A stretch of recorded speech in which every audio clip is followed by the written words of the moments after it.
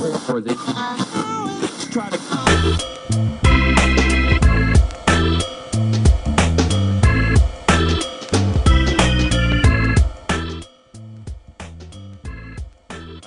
back to the Pittsburgh Business Virgin. We're sitting here with Kirk Vogel of the Walnut Grove Restaurant Group with many locations all over the Pittsburgh area.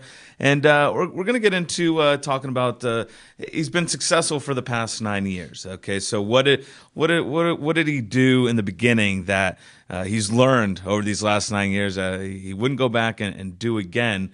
That's where I want to start off with you, Kirk. Okay, well, there's probably many things I can give, many examples. Some of the ones that stand out more so than others are a little bit on the financial side and a little bit on the employee and working relationship side. We had, when we opened up Shady Side 9 years ago, we opened up after our timeline was up. We used a lot of the money for add-ons, developing our first full-scale restaurant. And at the end of the day, we opened up undercapitalized. So we worked very hard those first 3 to 6 months just to sustain what we were trying to do. And that's what I believe one of the reasons of the 90% rate you hear of restaurants failing. That is one of the big reasons. People open up restaurants being undercapitalized. And if you're not in a promising location or you don't have great relationships with your customers coming in out of the gate, then you're not going to have much time to build the cash flow needed to sustain. So that's one of the big things that I definitely remember what it was like when we first opened that restaurant. And moving forward, we never are undercapitalized when we open a restaurant. Plus, we're much smarter about our budgets, our use and source of funds, and things along those lines. So we are able to open up and know exactly what we're spending, and we get off the ground running. As far as the other side, we opened up. We were all very young. I was 24 at the time. My partners were around my same age, and we were opened up in a great area of Shady Side. And we mixed and mingled with everybody that we worked with, and it created sometimes challenges when the job had to get done.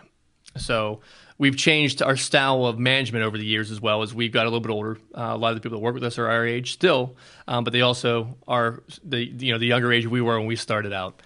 So we've now created the key was they have to understand that you're the boss.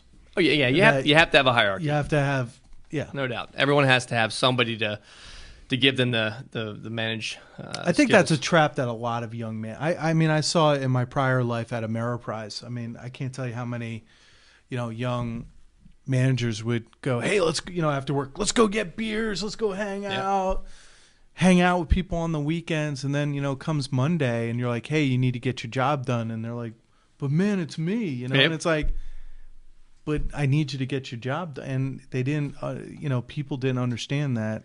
There's outside of work and inside and I think it happens in a lot of companies. It doesn't matter if you're a small independent restaurant or a large company like Ameriprise. Or a Fortune 500 company. Absolutely. A quick story, when I lived in New Orleans, I was opening cafes for a company, and it was a very young, dynamic company. And I think that's where I learned a lot of those things, because everybody from the CEO down was probably, I would say, 36 or younger. Yeah. And we what did they say? You play hard, you party harder. Yeah, that's saying, and that's what we did. We work all day, then we'd go out and have a good time. We work all day. You get into that little rhythm where you lose focus of who is who along the way to get the job done, and that's kind of where we are now. Our goal is to be the best restaurant we can, serve our guests the best we can, and you have to have all those things we talked about earlier: the systems, controls, the training, and of course the management to get the job done. Awesome. Hold there. We're going to take a break. We're going to come back.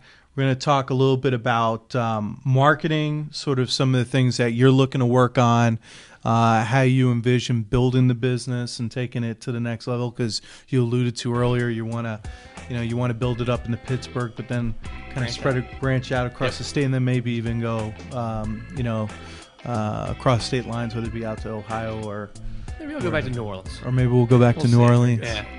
But come on back with Kirk Vogel from Walnut Grove, and we'll talk more in a moment. Excellent.